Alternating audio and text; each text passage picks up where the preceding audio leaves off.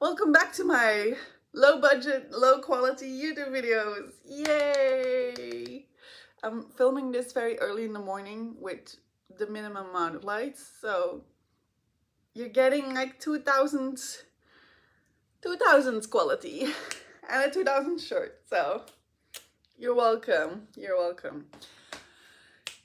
It is, what am I? I'm jazzy today. It is December, which means it has been winter for a couple of weeks, couple of days. I think that starts somewhere the 21st of November, according to European standards. That's what they taught me in school. Could be wrong, who knows? Everything could be wrong. The reason why I'm not in front of my Christmas tree, although I do have a little bit of Christmas decoration, there's lights in there. I promise there's lights in there. The batteries are just dead, and frankly, I don't care. I'm not doing it in front of my Christmas tree because my cats decided to throw my Christmas tree on the floor every night. So every morning when I wake up, my Christmas tree is sideways on the floor. And I think that that is beautiful. And I'm gonna leave it that way, you know. If my cats want it this way, then they can have it this way. This is the whole reason why everything in a Christmas tree is made out of paper or fabric. There's no plastic in there. There's no glass in there. Nothing breakable. And I'm very happy I made that choice. I do not want to put the lights on now though, because it's really a Christmas tree laying on its side. And I don't know how to feel about that yet. So we're gonna leave it there. But I wanted to talk about some books that I will be reading this winter to get into the winter feelings, the winter blues, and books that I've read the past couple of years during winter that were really like nice winter reads. And the main theme of these books is being mostly, well, blah, blah, blah, blah, mostly snow for some reason. I don't know. Winter, snow, yeah. I guess that works. And I first want to start with the books that I have read in the last couple of years that I somehow always think back to when it's winter time, or when I see snow, I'm like, oh, I remember that one book I read. I don't know why though. I don't know. The first one is actually, you're gonna be surprised. Don't click away if you're not gonna be used to this. My first recommendation, but I promise you, it's the only recommendation. I'm sorry, I had to get my cat out. It's a romance book. One Day in December by Jessie Silver. I read this book, I think back in 2000, I want to say 2018, but I have to, yes, it came out in 2018. I read it back when it came out in 2018. And for never reading romance books, this romance book actually really spoke to me. I liked it. It started whimsical and nice. This is the beginning of the story, by the way. She's on a bus, he's waiting there. They make eye contact and they're like, we're in love. But then they don't see each other for years and years and years, but they don't really forget about each other, which I cannot relate to. I cannot. But the rest of the story becomes very interesting and a little bit toxic. And that's what I liked about it. It's like romance, but hey, it can be toxic. Even though you're in love, it can still be toxic. I don't know if they really talk about how toxic it is. I don't remember that, but I do remember a part where I was like, we, what do we do now? And the character, our main character, our lovely woman here, she does realize that, like, this is not great. I don't know, for a romance book, this one really had me hooked. Not complaining. Also a lot of snow. Very lovely, very lovely. Then, completely different genre. This is A Driver Plows Over the Bones of the Dead by Olga. you can read that. No, I'm not even gonna try, because I'm pretty sure I will not do it justice. I'm so sorry, Olga. But also, I don't think it's Olga. It's Olga. It's Olga. Yeah, whatever. I'm gonna stop mispronouncing things in 2026. We're gonna all make an effort and stop mispronouncing things and actually try our best, okay? Goal for 2026. Pronounce people's names like how you should be pronouncing. I think that's a good one on the list. I think we should all do that. Anyway, this book, a bunch of murders happen. And we follow our main character. And in the beginning, we're really feeling with this main character. But then things start to be like, And it took me long to realize. It took me long to realize. Because I was so invested into the emotions of our main character that I did not realize. I love this. I honestly did love this book. I have some things underlined in here even. Interesting. Okay. I like the writing style. I think Olga is a great writer. Very captivating. I think I read this book very fast. Very, very fast. And I'm telling you, like I was very invested into this. So I highly recommend it. It's also completely set in the snow. They're basically in this mountain town that's snowed in and they can't go anywhere, and it takes police like hours to get to the murder scenes because it's quite like they need to come from the nearest town and they're like up in the mountains. It's all snowed in and there's basically almost no one there in the place because it's a vacation home in the summer, and then during winter most people leave their vacation home, and our main character is an elder lady who takes care of these homes during the winter period for these people.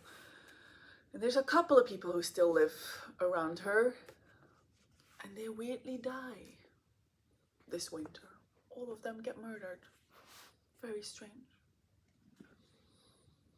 And then to stay creepy, The Shining by Stephen King. Again, same concept as this one. It's a hotel up in the mountains. We all know the hotel. If you don't, where have you been? What rock are you living under? But this is like the story of the, what's the word? Concierge? The concierge living in the hotel with his family all winter to keep like things from breaking down during the heavy snowstorms and stuff like that. They're all alone there, and someone turns crazy and starts killing. The Shining. I think if you need a break from all the typical winter reads, like romance books and stuff like that, and you're like, okay, I still want a winter theme thing, but give me something else. I think this is a good option. I do think this is a good option. It's also like quite a small book. I mean, it's pretty big, but it's small, like it's the size of my handish. So that's fine. I went through it in a couple of days. So it's a nice book to bring on a trip or bring to family. Like if you're staying with family for Christmas a couple of days to celebrate, then this is a nice one to bring with you to just have something else, you know? So those are the ones that I read in the past and I very much liked. Now I'm going through the ones that I have not read yet, but I very much feel like they could be winter reads. And what I am going off, the vibe I'm going off of, is first of all, if there's a theme of snow or like bad weather, or it's set in winter period. If there is a little bit of Christmas things happening, but not necessarily, like I don't necessarily want to read about Christmas because winter is also still in January and February. So I don't want to read those things when it's after the Christmas period. I don't want to read about Christmas anymore. So, and also I feel like winter is a very depressing time period because there's a lack of sun. We all get a little bit down, you know, the seasonal depression is coming back, and I want to read about that. Why? I don't know. I just don't feel like reading happy books in winter. My seasonal depression is like, feed me, woman, feed me, give me more depression. So that's why some of the choices in here are not necessarily like, oh yeah, winter, but more like, depressing. So that's kind of what I'm going off of. And I'm starting with a couple books that are like super obvious for this time of the year. Charles Dickens, obviously. I do want to get a copy of A Christmas Carol by, I'm gonna sound stupid, it's by Charles Dickens, right? A Christmas Carol with the ghosts of Christmas. Every year I watch that movie on the television. There's multiple versions of this, but there is one with, is it with Jim Carrey? Not even sure which actor it is anymore, but I know there's always a version of it around the Christmas period on television, and usually I happen to be at home at my parents' when this movie's on and watching it. It's a coincidence, it happens every year, and I'm not even mad about it because I actually do like these movies. But I've never read the book. So maybe this year, if I get my hands on a copy, I might read the book. But I have great expectations by Charles Dickens here, because I feel like the people in the picture here are dressed quite warm. I feel like it's still a very Christmassy book. Oh my goodness, there's like gold flakes in here. Okay, if that's not Christmassy, I don't know what is. I got it from the thrift store, so who knows what happened with it. But yeah, some Charles Dickens. I feel like that is winter. That's a winter read. You don't read Charles Dickens in summer, I feel like. That's not something you do. If you do, I'm sorry, but you're weird. You are. Next up, Phantom of the Opera. I feel like that is a perfect November book, even though we're already December. But it's a short read. It's not at all a big book, which I for some reason thought that this was always a huge book. I mean, they made an entire opera out of it, so I was like, that has to be a big story, but it isn't at all. I feel like going to the opera, going to see ballet, going to see a musical, those are very much winter activities, and that's why I was like, Phantom of the Opera, winter read. I feel like you could curl up with this book, and again, just like with The Shining, or with like this one, you could just sit in a couch with hot chocolate and be completely indulged in the story and not know how late it is, what time it is, and then out of nowhere it's like 5 in the evening, you're like, oh, what, I've been here all day, and then you see it snowing and like, wow, okay. I've been with my nose on this book a lot. But yeah, I feel like reading it now. I don't know, it's also maybe something about all the white on the cover that makes me make it a winter book. It's again mysterious and supernatural, which I think we give too much credit to, like autumn and like when it's Halloween and everything in October. We give too much to that season of the creepy things, while I actually think that, I don't know, Christmas to me is about creepy things and ghosts, obviously. So maybe that's just me, maybe I'm just weird. To stay depressing, I think My Year of Rest and Relaxation is going to be a fun read in winter. With the new year coming up and everything, it's like, okay, yeah, let's see what this one's about. I'm not sure.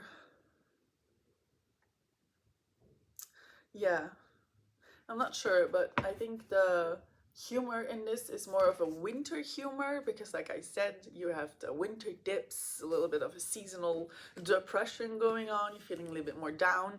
I don't think this is a book that you want to read on the beach in the middle of summer. I think feeding into those winter feelings with this book is going to be a great idea. Because you have the feeling you're not the only one, you know? Like, yeah, life sucks when it's winter. I hope summer comes back. Is that too obvious? Is it too obvious? Should we be reading these ones not in the right season? Should we? Wow, it looks like blood on the cover from here. It's not. It's supposed to be plants, but it looks like blood. Holy damn. Okay.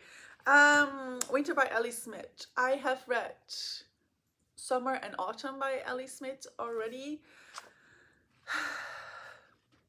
I'm not the biggest fan of Ellie Smith books, but there's such a hype around it that I keep giving it chances. So I'm gonna give Winter another chance.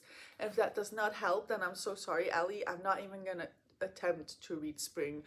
This is your third. No, I already read 4 books by her. So this is her 5th chance, but it's a 3rd chance for the season ones, the season books. So yeah, I don't know.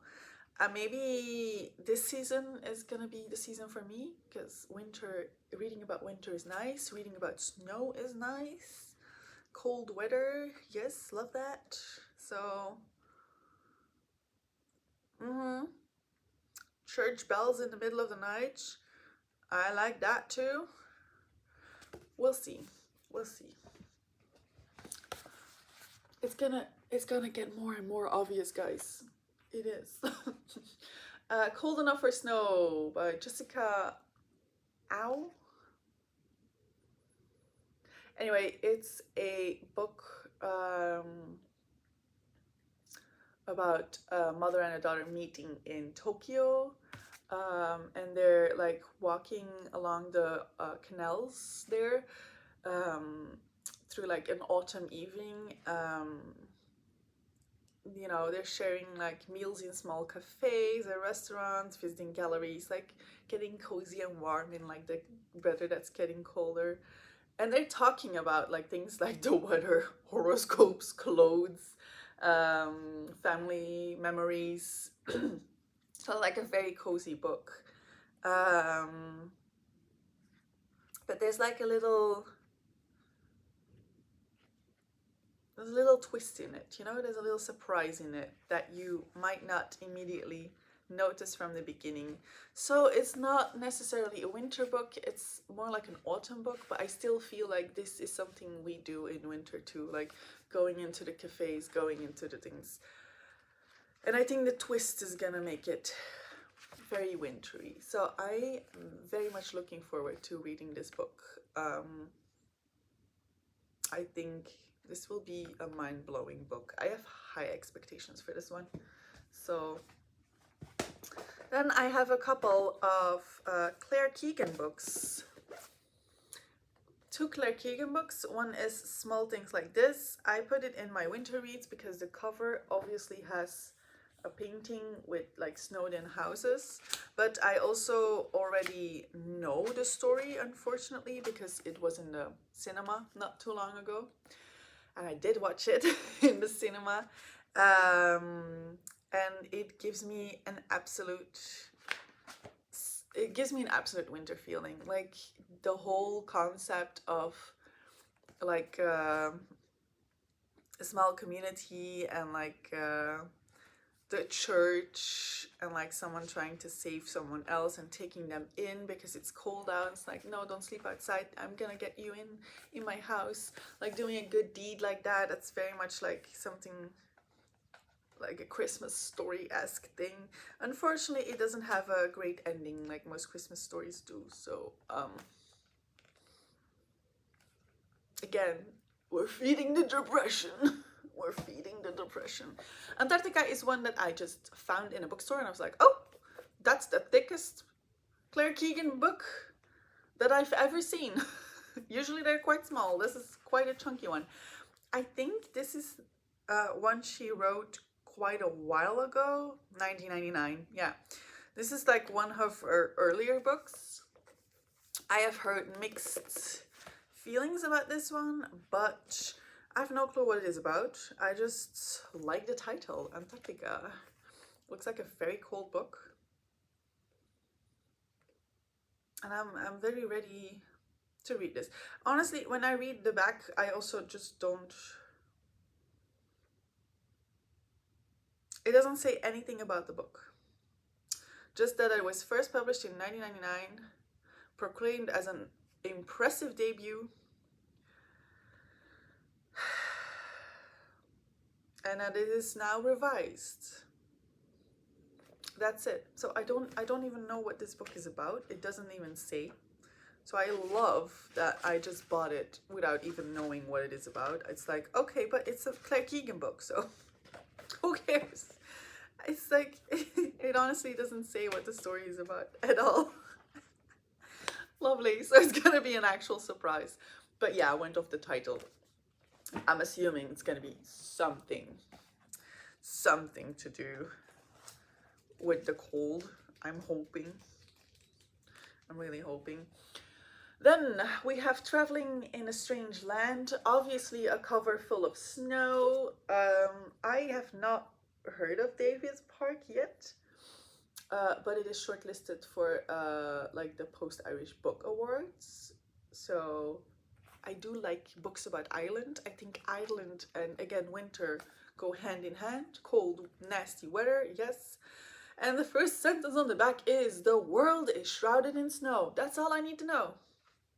Stop there. Don't need to know more about the story. I want to read about snow this winter. Why? Because I don't think I'm gonna see much of the snow. Me, myself. Living in Belgium, we don't have a lot of snow anymore these days. So I want to read about it. Thank you. But yeah, again, a guy who is stuck in treacherous landscape because he is snowed in. He was supposed to collect his son, who is sick, and he drives through the awful weather to his son to pick him up.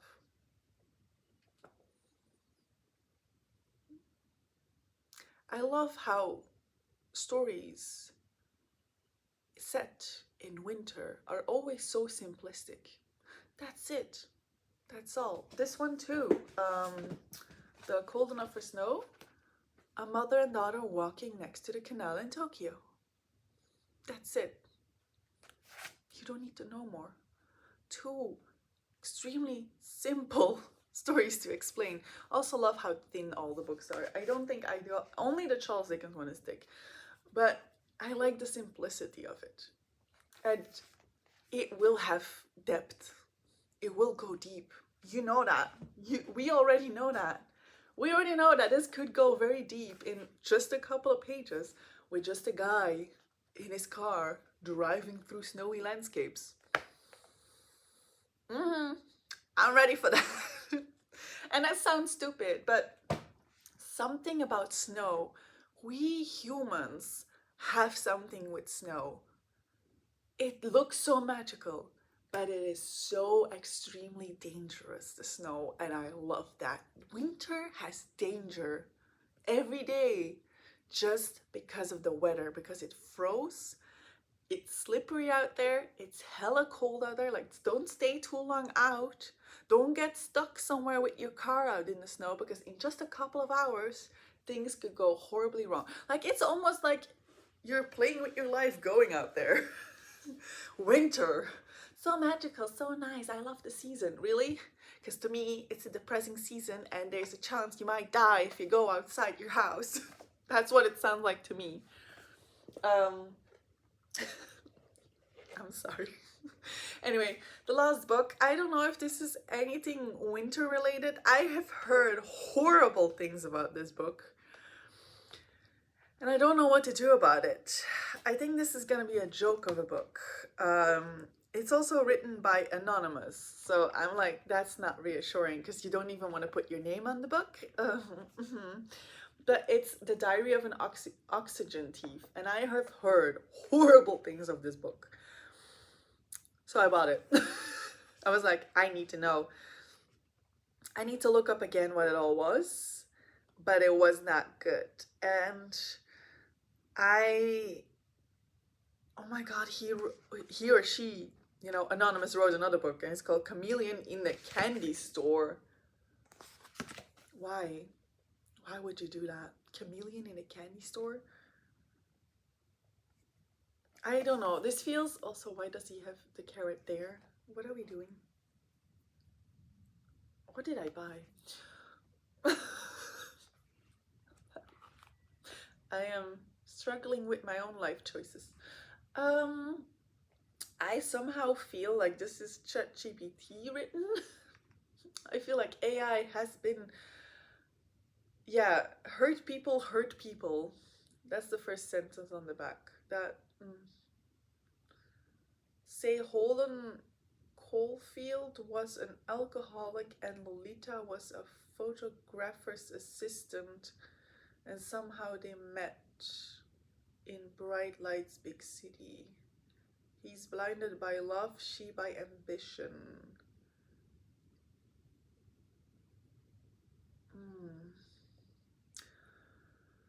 Very realistic account of what we do to each other and what we allow to have done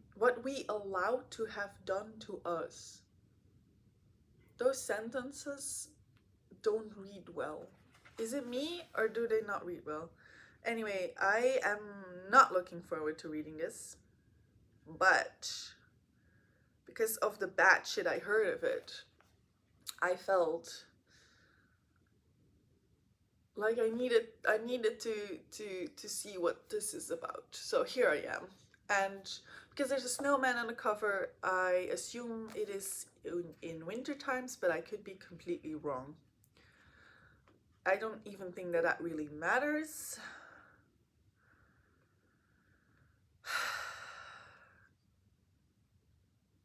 Yeah, the first chapter already. Why did I open that? I don't know. When I have a lot of time on my hands and I feel like wasting it, I might read this. I might also not and just throw it out. We'll see. Anyway, those are all the books. That's everything I have. That's all I will be reading this winter. That's enough. That's quite something. I like how there's most of them are just blue, except for one. Very pink. If I get that one out, look at that. Look at that. Beautiful. Wow. Stunning. Oops. I think it's a nice color combination. Anyway, even the ones that I already read, like nice and blue, a little bit black and gold. No, I hope that you get inspired to read some of these books. I would love to know what are winter reads for you, what books that give you the absolutely lovely winter feelings that we're all experiencing right now. Yeah, thank you for watching, and I really, really look forward to hearing from you. Bye bye.